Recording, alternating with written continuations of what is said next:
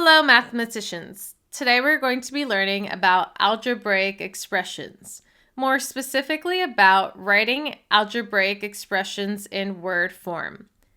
To get us started, let's first go over what an algebraic expression is. So an algebraic expression is a math sentence that includes numbers, variables, and operations like addition, subtraction, multiplication, and division. Be mindful that there is no equal sign because then that would make it an equation.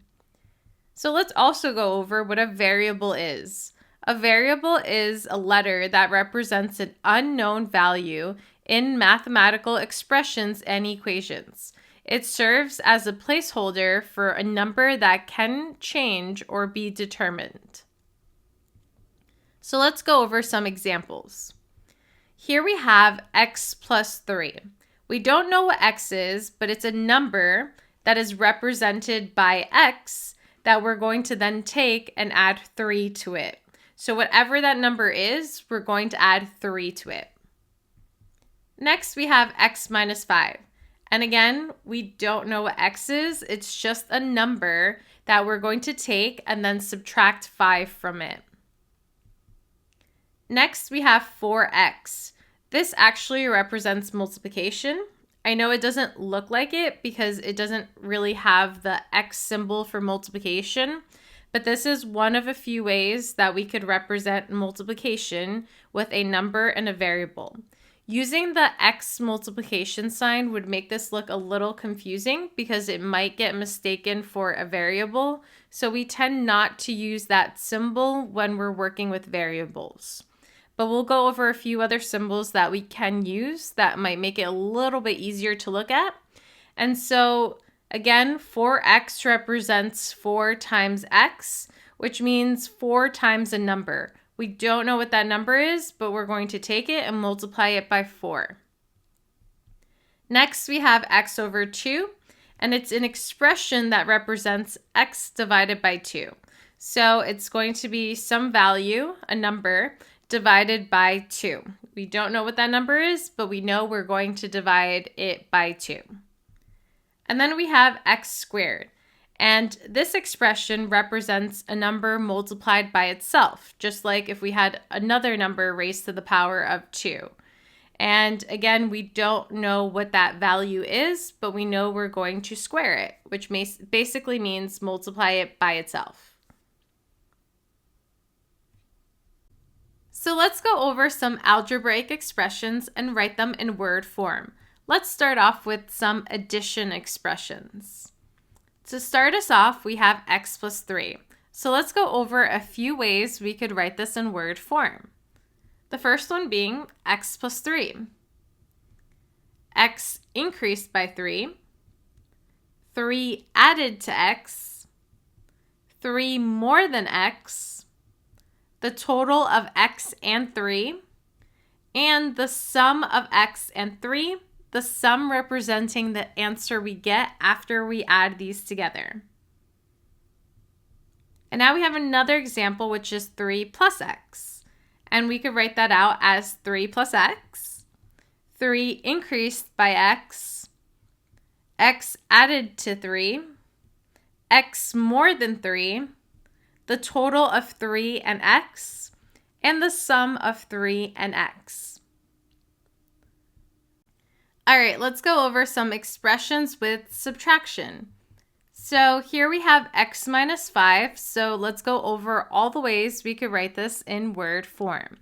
So we have x minus 5, x decreased by 5, 5 less than x, 5 subtracted from x, x reduced by 5, and the difference between x and 5. And the difference means the final answer we would get after we subtracted these. Another example that we have, which is not the same, is 5 minus x. And here are a few ways to write it in word form. So 5 minus x, 5 decreased by x less than 5, x subtracted from 5, 5 reduced by x and the difference between 5 and x. All right, let's dive into expressions with multiplication. So one way to represent an expression with multiplication is having the number in front of the variable. So here we have 4x, and this represents multiplication. We have 4 times x here.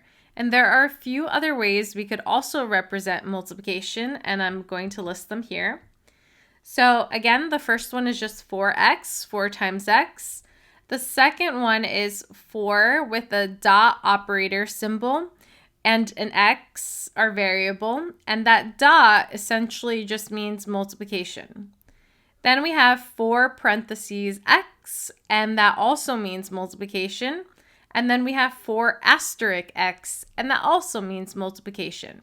So all 4 of these represent the same thing, but the most commonly used would be the first one. And so let's go over a few different ways to write this in word form. So we could say 4 times x, 4 multiplied by x, or we could say the product of 4 and x, the product meaning the final answer after we multiply these two together. So now let's go over another example. So here we have x times 4. And these are just 3 different ways to write that. Normally we would have the number before our variable, but these 3 also represent x times 4.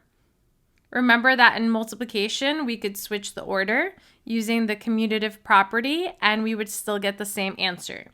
So the most common way to represent x and 4 being multiplied is by actually putting the 4 before the variable. However, these all mean the same thing, and they would all still be correct. So a few ways that we could represent this would be x times 4, x multiplied by 4, or the product of x and 4.